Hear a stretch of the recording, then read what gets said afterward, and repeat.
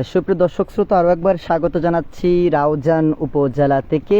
এই মুহূর্তে যুক্ত হয়েছি রাউজান উপজেলার পশ্চিম গুজরা ইউনিয়নের মগদাই এলাকার মাইসপাড়া সড়ক থেকে।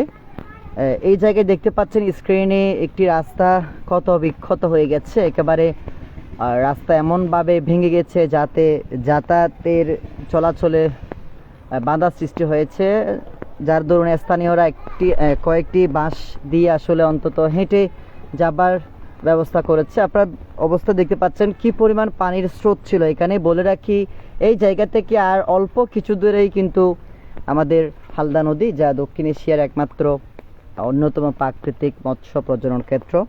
হালদা নদীর পানির জোয়ার ছিল, সেই সাথে পাহাড়ি ঢলে এই সড়কের অবস্থা আসলে খুবই নাজেহাল অবস্থা হয়ে গিয়েছে। আপনারা দেখতে পাচ্ছেন আমরা আজ সকাল থেকে মূলত রাউজানের বিভিন্ন প্রান্তে যাচ্ছি। একটু আগে আমরা গিয়েছিলাম দক্ষিণ রাউজানের কচুখাইন উর্কিদছড়া এলাকায়।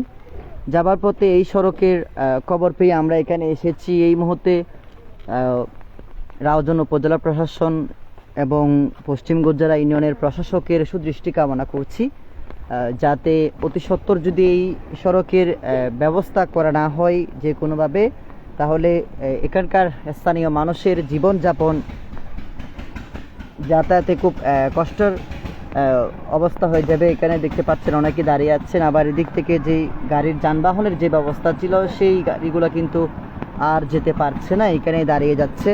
আপনারা দেখতে পাচ্ছেন পানির স্রোতে একেবারে রাস্তাঘাট অবস্থা খুবই কঠিন হয়ে পড়েছে সাধারণ মানুষের। আপনারা দেখতে পাচ্ছেন আমি একটি বাঁশের ছোট্ট একটি বাঁশের সাঁকু, 3টি বাঁশ এখানে দিয়েছে স্থানীয়রা, যাতে আপাতত মানুষজন পার হতে পারে। এবং এই সড়কের কিন্তু অনেকটা অবস্থা কিন্তু নাজেহাল অবস্থা। আপনারা দেখতে পাচ্ছেন এখানে কিন্তু এই কয়েকটি বড় গাছ যদি না থাকতো তাহলে এই সড়কের অবস্থা আরও কঠিন হয়ে যেত, যা ধারণা করছি। দেখতে পাচ্ছেন এখানে কি অবস্থা। আমরা রাউজানের যেখানে যেখানে বন্যা এসেছে, পানির স্রোত ছিল, সেখানে কিন্তু একেবারে কঠিন অবস্থা হয়ে গিয়েছে। আপনারা দেখতে পাচ্ছেন এখানে আমরা দেখতে পাচ্ছি এই সড়কের নাজুক পরিস্থিতি। দেখতে পাচ্ছেন একটি গাড়ি এসেছে, সেই গাড়ি কিন্তু আর যেতে পারছে না।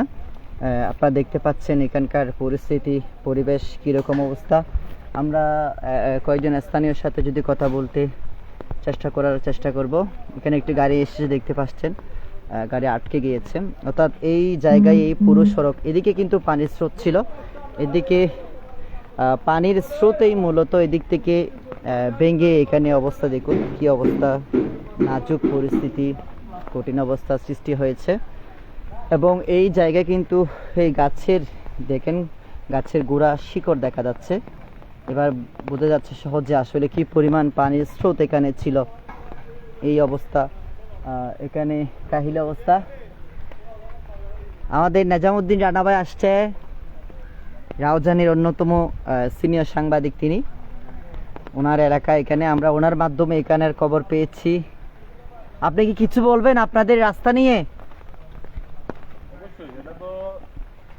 আমাদের নেজামুদ্দিন রানা ভাই রাউজান প্রেস ক্লাবের সিনিয়র সহসভাপতি এবং বর্তমান ভারপ্রাপ্ত সভাপতির দায়িত্ব পালন করছেন। তিনি এই মুহূর্তে এই সড়ক নিয়ে আমাদের উদ্দেশ্যে কিছু বলবেন। ধন্যবাদ ছোট ভাই আরফাত, স্মাইল টিভি থেকে এখানে আমাদের এলাকার যে দুঃখ দুর্দশা সেটির সাথে সংযুক্ত হওয়ার জন্য। আসলে আপনাদের মাধ্যমে আমি একটি বিষয় জানিয়ে রাখি। গত কয়েকদিনের যে বন্যার পরিস্থিতি আপনারা দেখেছেন, সারা চট্টগ্রামের বিভিন্ন উপজেলায় যে ভয়াবহ বন্যার দুর্দশা আমরা দেখেছি, তারই অন্যতম একটি অংশ আপনারা ইতিমধ্যে যে স্থানটিতে লাইভের সাথে যুক্ত আছেন, আমাদের পশ্চিম গুজরা ইউনিয়নের সবচাইতে জনগুরুত্বপূর্ণ এই সড়ক, ডাক্তার আজমের সার্বজনীন সড়ক। এই সড়কটি মূলত 5 শতাধিক পরিবারের চলাচলের অন্যতম মাধ্যম। আপনারা জানেন এই ইউনিয়নের সবচাইতে গুরুত্বপূর্ণ যে অভ্যন্তরীণ সড়ক রয়েছে তার মধ্যে অন্যতম হচ্ছে এই সড়কটি। প্রতি বছর বর্ষা মৌসুমে এই সড়কটি বিভিন্ন স্থানে যে ভাঙন সৃষ্টি হয়, এখানে স্থানীয় লোকজন নিজেদের উদ্যোগে কিন্তু ভাঙন কবলিত স্থানগুলো সংস্কার করে থাকে। বিগত সময়ে আমরা দেখেছি, আমরা এখানে যে সড়ক উন্নয়নের যে বরাদ্দ সেই বরাদ্দটুকু যথাযথভাবে কাজ করা হয়নি, যার ফলে যে সড়কের বিভিন্ন স্থানে যে ছোট বড় খাদ, সেই খাদগুলোর উপর দিয়ে কিন্তু গত কয়েকদিনের বন্যার সবচেয়ে ভয়াবহ দৃশ্যটা আমরা দেখেছি। সড়কের উপর হাঁটু পরিমাণ পানি দিয়ে লোকজন চলাফেরা করছে। বিশেষ করে সড়কের উপর দিয়ে পানি গড়িয়ে পড়ার ফলে কিন্তু আমাদের এখানে একটি স্থানে প্রায় 20 ফুটের অধিক সড়কের সম্পূর্ণ অংশ তলিয়ে গেছে, যার ফলে কিন্তু আপনারা দেখেছেন স্থানীয় এখানে যুব সমাজ তারা নিজেরা স্বেচ্ছাশ্রমে কিন্তু এখানে একটি সাঁকো নির্মাণ করেছেন, বাঁশের সাঁকো। সেই বাঁশের সাঁকোটি কিন্তু এখন প্রায় 500 শতাধিক পরিবারের চলাচলের একমাত্র মাধ্যম এটা। আজকে সকালে কিন্তু আমাদের উপজেলা প্রকৌশলী আবুল কালাম এখানে পরিদর্শন করেছেন। উনি নিজেও স্বীকার করেছেন রাউজানের সবচেয়ে যে স্থানগুলো বেশি ক্ষতিগ্রস্ত হয়েছে তার মধ্যে এই মগদাই, রাউজানের পশ্চিম গুজের ইউনিয়ন মগদাই সার্বজনীন ডাক্তার আজমের সড়ক, সেই সড়কের বিধ্বস্ত অংশ দেখে তিনি নিজে ব্যথিত হয়েছেন এবং তিনি সচক্ষে অবলোকন করেছেন যে মানুষ এই সড়কের উপর, একটি সড়কের উপর মানুষ কি পরিমাণ দুঃখ দুর্দশায় পড়লে বাসের সাঁকো দিয়ে পথ চলতে পারে, যেটা আমরা মানদাদা আমলে ছোটবেলা থেকে দেখেছি। এলাকার লোকজন এই যোগাযোগ ব্যবস্থায় সীমাহীন ভোগান্তির কারণে মানুষ কিন্তু তখন আমরা যখন ছোটবেলায় বাসের সাঁকো দিয়ে লোকজনকে চলাচল করতে দেখেছি। আমরা বর্তমানে যে স্মার্ট বাংলাদেশ বলছি, সে স্মার্ট বাংলাদেশে কিন্তু একটি পিচঢালা সড়কের উপর 20 ফুট দীর্ঘ একটি বাসের সাঁকো, সেটা দেখে আপনারা অনুধাবন করতে পারবেন মানুষ, এলাকার মানুষ কি পরিমাণ কষ্টে আছে, কি পরিমাণ ভোগান্তিতে আছে। আমরা এখানে একজন সংবাদকর্মী হিসেবে নয়, আমি এলাকার একজন বাসিন্দা হিসেবে আমরা নিজেও এই দুঃখ দুর্দশার ভোগান্তির আমরা শিকার, আমরা নিজেরাও হচ্ছি। আমাদের প্রত্যাশা থাকবে এলাকার যে 500 শতাধিক পরিবারের, আমি যেটা বলতেছি সেটা আমাদের 500 শতাধিক পরিবারের একই কথা। আমাদের একটাই আবেদন থাকবে, বর্তমানে যারা উপজেলা প্রশাসনে, স্থানীয় সরকার অধিদপ্তর সহ বিভিন্ন গুরুত্বপূর্ণ দপ্তরে নিয়োজিত আছেন, বর্তমান যে ডাক্তার ইউনূসের নেতৃত্বে যে অন্তর্বর্তীকালীন সরকার, সেই সরকারের উদ্যোগে কিন্তু এলাকার 500 শতাধিক মানুষের দুঃখ দুর্দশা লাঘবে সরকার অচিরেই খুব দ্রুত সময়ের মধ্যে একটা পদক্ষেপ নেবে। এই পদক্ষেপ যদি না নেওয়া হয় আর বন্যা পরিস্থিতির যদি অবনতি হয়, আমি মনে করি এখানে 500 শতাধিক পরিবারের দুঃখ দুর্দশা আরো দীর্ঘায়িত হবে। আমরা চাই খুব দ্রুত সময়ের মধ্যে সরকার একটা এই সড়কটি নিয়ে একটা পদক্ষেপ নেবে, এটা প্রত্যাশা করতেছি। ধন্যবাদ আপনাকে। বন্ধুরা, এতক্ষণ আমাদের সাথে যুক্ত ছিলেন রাউজান প্রেস ক্লাবের ভারপ্রাপ্ত সভাপতি আমাদের নাজামুদ্দিন রানা ভাই, তিনি রাউজানের সিনিয়র সংবাদকর্মী। আপনারা আরেকটু দেখতে পাচ্ছেন এই অবস্থার কি অবস্থা, যে একটি গাড়ি এসেছে, সেই গাড়ির কিছু মালামাল হয়তো এসেছে, কিন্তু সেগুলো পার হতে অবশেষে মাথায় করে নিয়ে যাচ্ছেন। আমাদের আরেকজন স্থানীয় মুরব্বী আছেন, ওনার সাথে একটু কথা বলতে চাই। এই রাস্তা ভেঙে গেছে, এই বিষয়ে আমাদের একটু জানাবেন আর কি। আমাদের বিষয়টা হচ্ছে পশ্চিম গুজরাট ঐতিহ্যবাহী এই রাস্তাটির মধ্যে রয়েছে আমাদের প্রায় 10,000-এর মতো জনসাধারণের চলাচলের করে। এখানে একটি সিনিয়র মাদ্রাসা রয়েছে, বায়তুল উলুম সিনিয়র মাদ্রাসা, অপরদিকে আব্দুল সালাম উচ্চ বিদ্যালয়, ডাক্তার আজমের সরকারি প্রাথমিক বিদ্যালয় এবং কাগতি ইরশাদুল কামিল মাদ্রাসা এবং বিভিন্ন শিক্ষা প্রতিষ্ঠানের সাথে, তার সাথে রয়েছে ঐতিহ্যবাহী হালদা নদীর সাথে এটা সংযুক্ত। এই রাস্তাটি মগদাই সার্বজনীন ডাক্তার আজমের সড়ক নামে অবহিত। দীর্ঘদিন যাবৎ এই রাস্তাটির বন্যা কবলিত হলে ভেঙে যায় এবং বিভিন্ন জনসাধারণের চলাচল দুর্ভোগ সৃষ্টি হয়।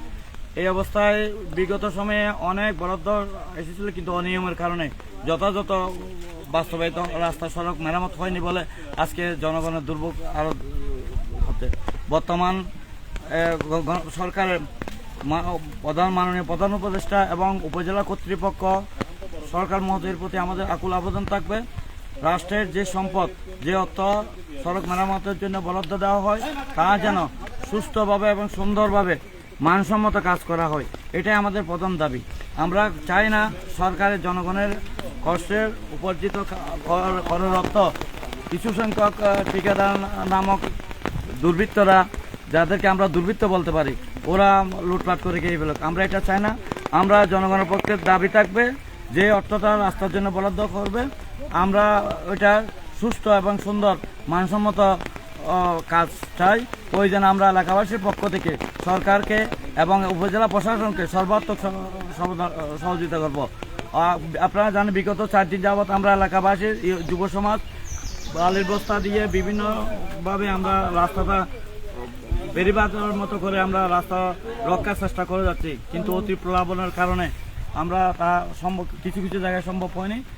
আমি সরকার মহোদয়ের কাছে বিশেষ অনুরোধ জানাবো, আপনারা আমাদের জন্য যথাসাধ্য চেষ্টা সহযোগিতার হাত বাড়িয়ে দেন এবং মানসম্মত যেন কাজটা হয়, দুর্বৃত্তদের হাতে ঠিকাদারদের হাতে যেন এই কাজটা না যায়, এটা আমাদের প্রধান দাবি। ধন্যবাদ আপনাকে। আমরা একজন স্থানীয় মুরব্বীর সাথে কথা বলছিলাম, তিনি জানাচ্ছিলেন যে এই গ্রামে প্রায় 500 পরিবার, 10,000-এর অধিক মানুষের বসবাস এখানে, কিন্তু সেই স্থানে কি পরিমাণ দুর্ভোগ এখানে সৃষ্টি হয়েছে এই সড়কটি ভেঙে যাবার কারণে। আমরা আসলে গত কয়েকদিন ধরে ভারী বর্ষণ ছিল, সেই সাথে তীব্র পানি স্রোত ছিল, যদি বা গত 2 দিনের উপরে কিন্তু রাজধানী খুব একটা বৃষ্টিপাত, ভারী বর্ষণ কিন্তু হয়নি। তবে দুঃখের বিষয় সেটি হচ্ছে পাহাড়ি ডল তথা পাহাড় থেকে খাগড়াছড়ি হয়ে হাটহাজারী বা ফটিকছড়ি হয়ে যে ভারী বর্ষণ বা পাহাড়ি ডল নেমেছে, সেই ডলে কিন্তু মূলত রাউজানের পানির স্রোত অধিক হারে বেড়ে গিয়েছিল এবং সে কারণেই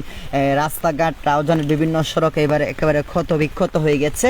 আপনারা যার নমুনা, সামান্যতম আপনারা নমুনা দেখতে পাচ্ছেন যে একটি মালবাহী গাড়ি এসেছে, সেই মালবাহী গাড়িগুলো যেতে পারছে না, তাদেরকে বিকল্প পন্থা মাথায় করে সেই ক্ষতবিক্ষত সড়কের কিছু দূর পার হয়ে কিন্তু তাদেরকে যেতে হচ্ছে। এই হচ্ছে মোটামুটি এখানকার পরিস্থিতি। আমি আরও একবার জানাতে চাই, আমরা এই মুহূর্তে অবস্থান করছি রাউজান উপজেলার পশ্চিম গুজরা ইউনিয়নের মগদাই এলাকার মাইসপাড়া তথা রাজামিয়া সড়কে, যেই সড়কের অবস্থা খুবই নাজেহাল। আমরা সেখানকার পরিস্থিতি আপনাদেরকে দেখানোর চেষ্টা করেছিলাম। আমরা আবারও যুক্ত হব অন্য কোনো স্থান থেকে, অন্য কোনো দৃশ্যপট আপনাদেরকে দেখানোর চেষ্টা করব এবং সেই সাথে এই মুহূর্তে যদি রাউজান উপজেলা প্রশাসন, রাউজান প্রকৌশল অধিদপ্তর, সর্বোপরি রাউজান পশ্চিম গুজরা ইউনিয়নের যিনি প্রশাসক নিযুক্ত হয়েছেন, তাদের কাছে এলাকাবাসী সহ আমাদের অনুরোধ যে অতি সত্বর যদি এই সড়ক বিকল্প পন্থা বা এই সড়ক মেরামত করে দেওয়া না হয়, তাহলে অত্র এলাকার প্রায় 500 পরিবার, সর্বোপরি 10,000-এর অধিক জনগণ কিন্তু খুবই কষ্টে পড়ে যাবেন। এই বলে আমাদের এখানকার লাইভ আমরা শেষ করে দিচ্ছি। ধন্যবাদ সবাইকে।